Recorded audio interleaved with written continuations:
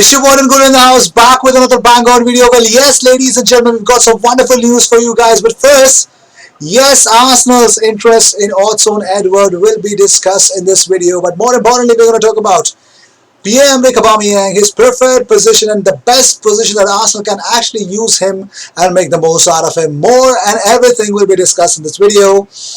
And of course, I've already posted in my community tab already that Rapid Vienna have announced a COVID positive test for a player. Everything will be discussed in this video, so stay tuned. And if you, just like me, are an Arsenal fan and are actually looking all over the internet about the scattered news that's already present every single place at the internet, this is the best place to be. I bring in daily content and daily Arsenal news for you. So, which mostly involves the regular news alongside a hint of transfer news, and especially we have watch-alongs. If you're new to this channel, we also do watch-alongs as well. So stay tuned and let's jump into the first news of the day. Well, the Premier League away wins against the Big Six since February 2015. Arsenal 0. Crystal Palace 9. So Crystal Palace have won 9 times since Feb 2015 against the Big Six. That too, away victories, my God. Yes, Roy Hodgson, you deserve this image. You just deserve this image. I just saw this image and I lost. I burst into tears inside and was laughing outside. But yes, of course, Roy Hodgson, you deserve it, man. You deserve an honorable mention on my channel. And talking about other stuff, Darren Bent has opened and actually slayed on Aubameyang. He says, it's not the fact he hasn't scored, it's the performances. Before he signed his contract, he was absolutely everywhere. Tracking back, putting tackles in, breaking forward. There was a real hunger and intensity. You can see there's been a massive drop-off. I don't know if it's coincided with the new contract, but you can tell that he's not playing with the same intensity that he had before. So yes, Darren Bent is actually hell-bent and is actually convinced with the fact that Pierre-Emerick Aubameyang is not the same anymore since he signed a new contract. Well, in a very funny way, Aubameyang has responded to it. So yes, we're going to talk about it in a short while. Somebody actually tweeted out, VBet UK actually tweeted out the 2 best defenses in the Premier League this season. Number 1, Aston Villa. Number 2, Arsenal. Well, these two at the heart of it, so you can understand. Emiliano Martinez and Bernd Leno are at the heart of it. They have conceded the least in the Prem this season already, and literally we've had a wonderful game against. And talking about more stuff, this is what Pierre-Emerick Aubameyang has actually posted. He posted a cryptic Instagram post after Arsenal fans are fuming with that Gundogan chat. We all know what happened. On his Instagram story, Aubameyang uploaded a picture of himself on the exercise bike with the caption, a lot of blah blah. At the end, we speak as usual. That's what he posted. So it's pretty much sure. I'm pretty much sure he's going to come back. It's Aubameyang. I mean, come on. You don't have to be much worried about Aubameyang not performing well. Let's see. And talking about some other stuffs, well, Arsenal, it's confirmed that Rapid Vienna have sold out their 3,000 allocation of socially distanced tickets for the Europa League Group B opener at home to Arsenal on Thursday. So yes, 3,000 allocation of socially distanced tickets for the Europa League Group B opener. So yes, finally, there's going to be some spectators in that Arsenal game. So let's see. I'm excited to watch them on the ground. Of course, one day I will be visiting the Emirates or wherever Arsenal is actually traveling to play the game. But I'm pretty much sure I'm definitely going to do that one day. I'm pretty much confident of it. And talking about let's address the elephant in the room, the guy in the thumbnail, Odsonne Edouard. David Ornstein says, despite being heavily linked with a move away from Celtic this summer, Odsonne Edouard was a subject of only one written offer from Germany, and it fell well short of valuation. Likes of Aston Villa and Crystal Palace expressed interest but did not bid for him. Yes, and also another big fact we're going to talk about of Odsonne Edouard is that David Ornstein also reports that while Arsenal were reportedly keen on Odsonne Edouard, it is thought that the club made no contact on this matter. Yes, so Arsenal did not make any contact for Odsonne Edouard because for obvious reasons. I think Alex Lacazette was not leaving. It was not happening.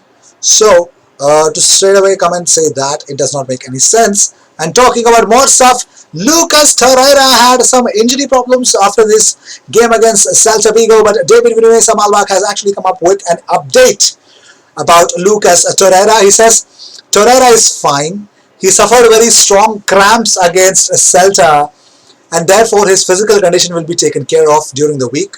Right now he has many options to go out in Munich in the second half and start from the beginning against Betis. So yes, it looks like Lucas Torreira will not make it for the Bayern Munich game in the Champions League because of those cramps. I'm pretty much sure he's going to have a start against Real Betis when the La Liga resumes. And talking about Mesut Ozil, Pierre Mertesacker has confirmed Mesut Ozil's continued omission is not because of his on-field performances, suggesting it could be personal.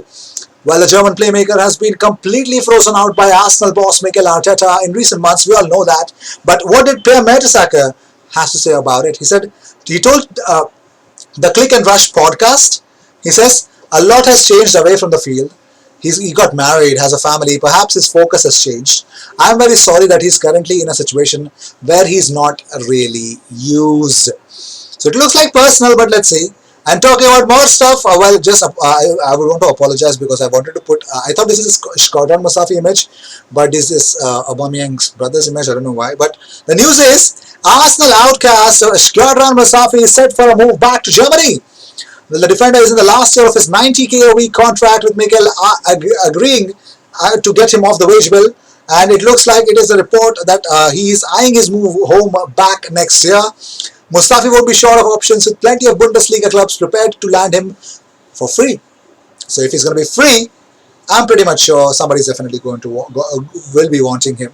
And talking about more stuff, Andy Cole believes Mikel Arteta has showed disrespect to Alex Lacazette. Well, the Spaniard Arteta actually opted for Willian as a main striker despite having a natural forward on the bench in the defeat against Manchester City. So Andy Cole says, I think he's being disrespectful to Lacazette as well. Willian is not a centre forward. If you have got a centre forward on the bench, who is your top scorer as well, to turn around and say, look, I'm going to play Willian as a centre forward. You sit on the bench and watch him play centre forward. I think that is very disrespectful. I'm pretty much going to agree with what Andy Cole has to say here. I'm agreeing to whatever he's saying because, yeah, of course, if I was Alex Lacazette, I would be fuming. But moving on, well, let's discuss why isn't Pierre-Emerick Aubameyang Arsenal's striker? Well, with no traditional central striker among them, fans would have forgiven for expecting Aubameyang to take centre stage. Instead, it was Willian who lined up against Manchester City. But what is the exact problem? Well, you can see Pierre-Emerick Aubameyang under Unai Emery and under Mikel Arteta. The goal scored is more, shots taken is more under Emery.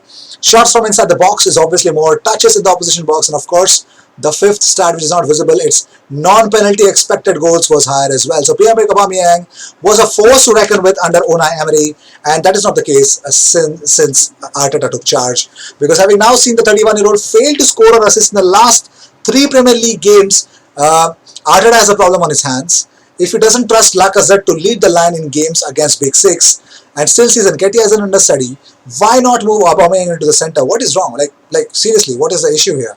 But if you can see, Arsenal average team positions, Premier League since June 2020, the team's position, this is the average position.